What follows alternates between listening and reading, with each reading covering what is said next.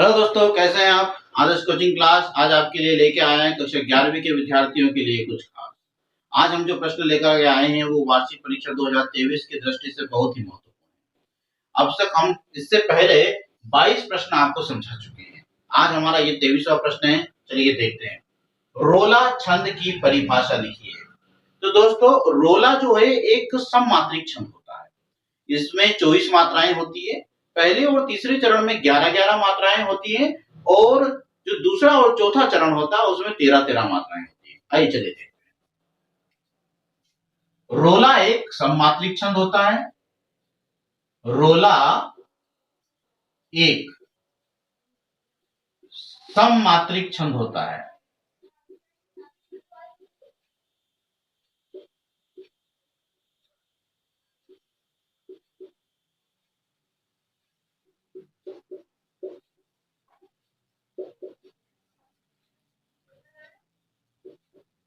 जिसके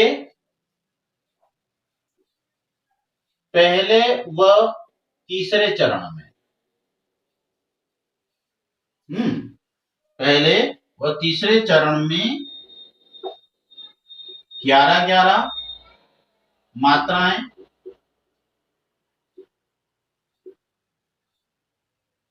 तथा दूसरे व चौथे चरण में 13-13 मात्राएं होती हैं।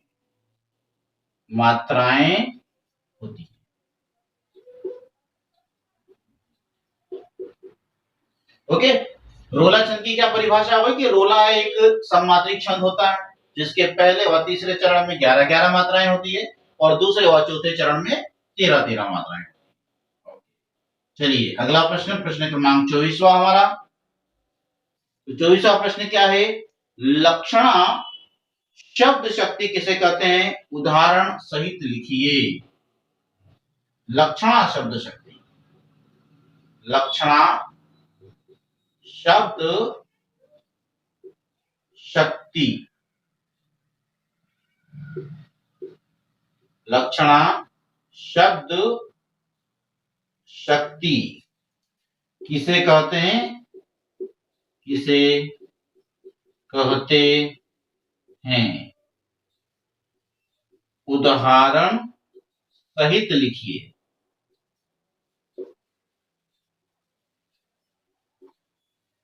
ओके उत्तर। चलिए सबसे पहले तो हमें समझते हैं कि लक्षणा शब्द शक्ति किसे कहते हैं। तो जहां पर शब्दों के मुख्य अर्थ को छोड़ करके लक्षण के आधार पर अन्य अर्थ को ग्रहण किया जाता है। जहां पर शब्द के मुख्य अर्थ को छोड़ करके लक्षण के आधार पर अन्य अर्थ को ग्रहण किया जाता है, वहां पर लक्षणा शब्द शक्ति होती है। चलिए देखते हैं। जैसे राम गधा है, माने असल में राम गधा नहीं है लेकिन उसके लक्षण उस प्रकार के हैं, ठीक है ना, इसलिए उसको गधा कह दिया गया है। ओके। जहां पर शब्दों के मुख्य अर्थ को छोड़कर शब्दों के मुख्य अर्थ को छोड़कर, ठीक है, मुख्य अर्थ को छोड़कर लक्षणों के आधार पर, लक्षणों के आधार पर अन्य अर्थ ग्रहण किया जाता है।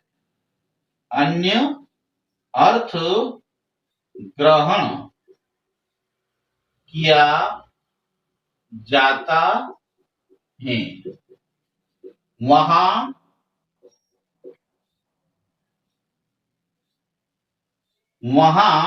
लक्षणा शब्द शक्ति होती है। वहां लक्षणा शब्द शक्ति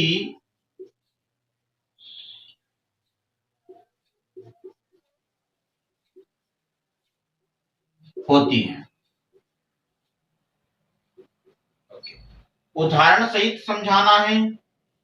तो उदाहरण, राम गधा है, या सतीश गधा है, सतीश लिख देता हूं मैं, सतीश गधा है।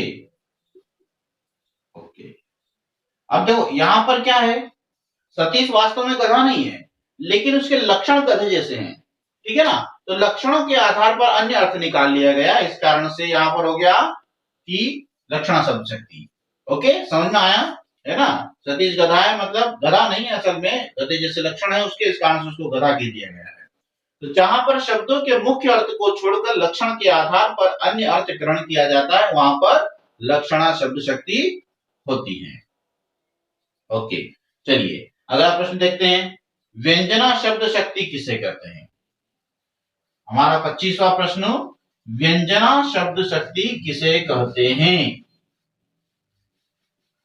अच्छा दोस्तों, आपको पता होगा शब्द शक्तियां कितने प्रकार की होती है। शब्द शक्तियां 3 प्रकार की होती है ना, अभिधा, लक्षणा और व्यंजना। ठीक है, 3 प्रकार की जो शब्द शक्ति होती है। चलिए हमारा प्रश्न है कि व्यंजना शब्द शक्ति किसे कहते हैं। हमारा 25वां प्रश्न, व्यंजना शब्द शक्ति किसे कहते हैं, किसे कहते हैं। ओके, चलिए हाँ, परिभाषा लिखनी है इसकी हमको। तो जहां शब्द का अर्थ प्राप्त करने के लिए व्यंजना का सहारा लिया जाता है, जहां पर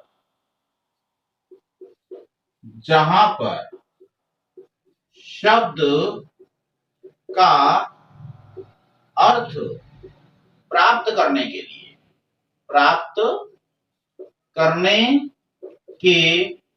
लिए व्यंजना का सहारा लिया जाता है,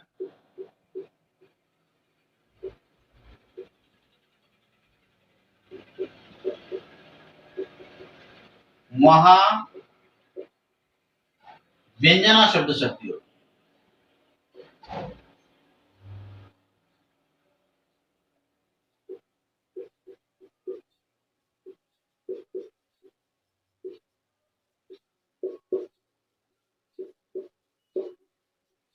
अच्छा दोस्तों, कुछ जगह पर ऐसा भी कहा जाता है कि जहां पर किसी शब्द का अर्थ अभिधा या लक्षणा शब्द शक्ति से प्राप्त नहीं होता है, वहां पर उसका अर्थ व्यंजना शब्द शक्ति से प्राप्त किया जाता है, उसे व्यंजना शब्द शक्ति कहा जाता है। ठीक है, इसमें क्या होता है, चलिए उदाहरण तो हमसे पूछा नहीं है, लेकिन फिर भी मैं आपको उदाहरण बता देता हूं। ठीक है, सुबह के 8 बज गए हैं, सुबह के 8 बज गए हैं।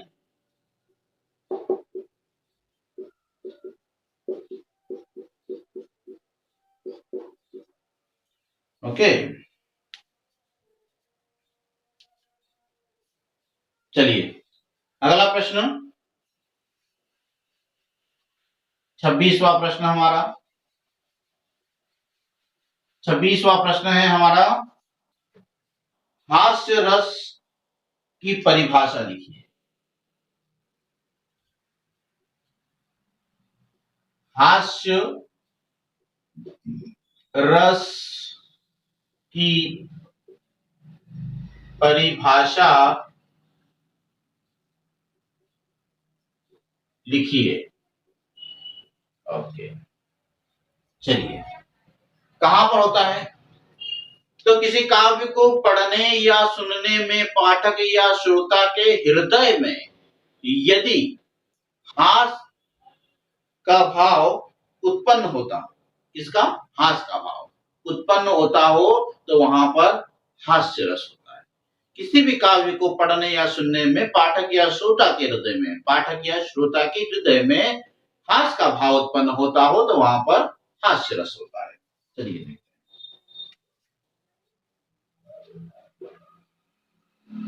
किसी भी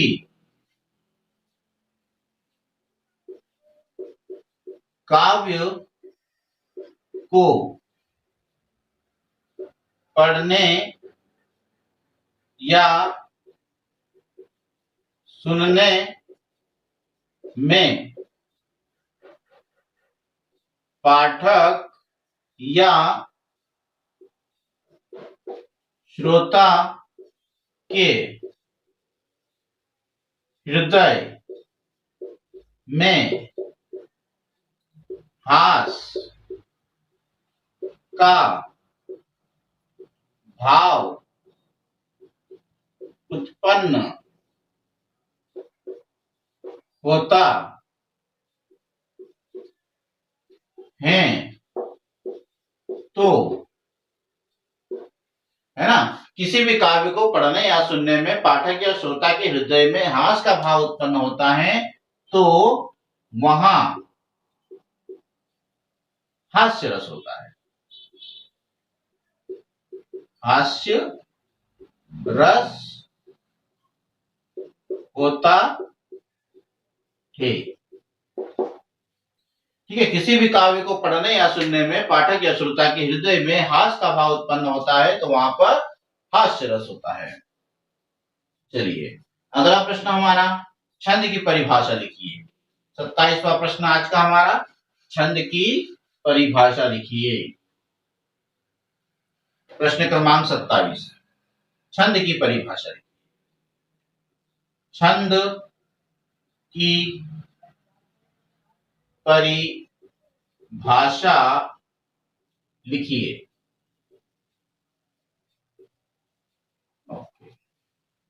क्या होता है दोस्तों छंद? तो अक्षरों की संख्या, मात्रा, है ना, गणना, यति, गति को क्रमबद्ध तरीके से लिखना। सबसे पहले क्या है? अक्षरों की संख्या, उसके बाद क्या है? मात्रा, फिर क्या है? गणना, फिर यति, गति को क्रमबद्ध तरीके से लिखना छंद कहलाता है। चलिए लिखते हैं। अक्षरों की संख्या, अक्षरों की संख्या, ठीक है ना। उसके बाद मात्रा, फिर गणना, फिर यति, फिर गति को क्रमबद्ध तरीके से, क्रमबद्ध तरीके से लिखना छंद कहलाता है।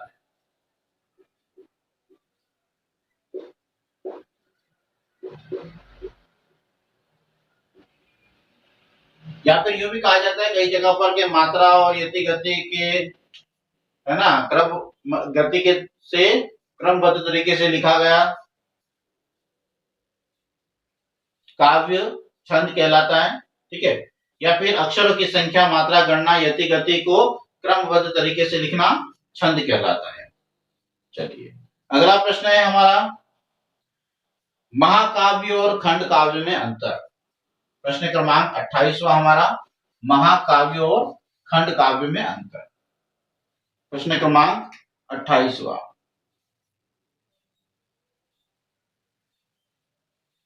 चलिए, महाकाव्य और खंड काव्य में अंतर।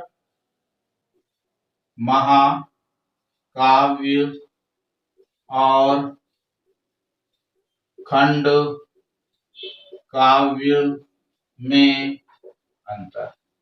उम्मीद है ये तो आपको याद ही होगा, लिखिए। बहुत ही सरल है। सबसे पहले इधर हम लिख देते हैं महाकाव्य और इस साइड लिख देते हैं खंड काव्य।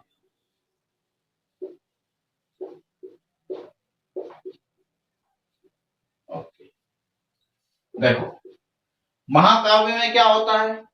संपूर्ण जीवन का चित्रण होता है। महाकाव्य काव्य में संपूर्ण जीवन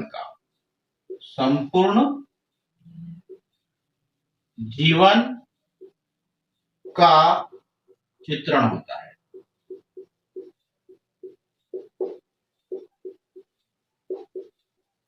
खंड काव्य में क्या होता है? जीवन की किसी एक ही घटना का चित्रण होता है। जीवन की किसी, है ना, इसमें लिख देना पहले, चलो मैं पूरा लिख देता हूं। इसमें जीवन की किसी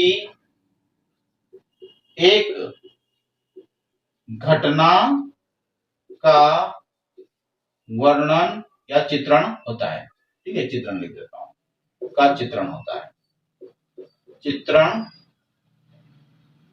होता है।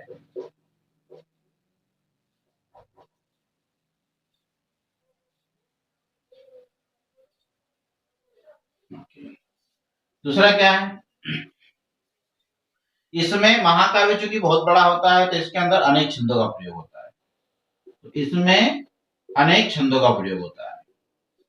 इसमें अनेक छंदों का प्रयोग होता है।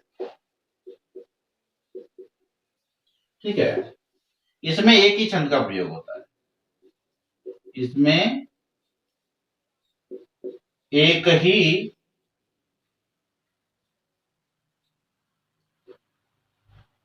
छंद का प्रयोग होता है।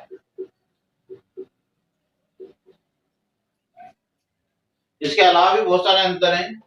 ये आकार में बड़ा होता है, महाकाव्य आकार में बड़ा होता है, खंड काव्य आकार में छोटा होता है। महाकाव्य में 8 या 8 से अधिक सर्ग होते हैं, खंड काव्य में 8 से कम सर्ग होते हैं।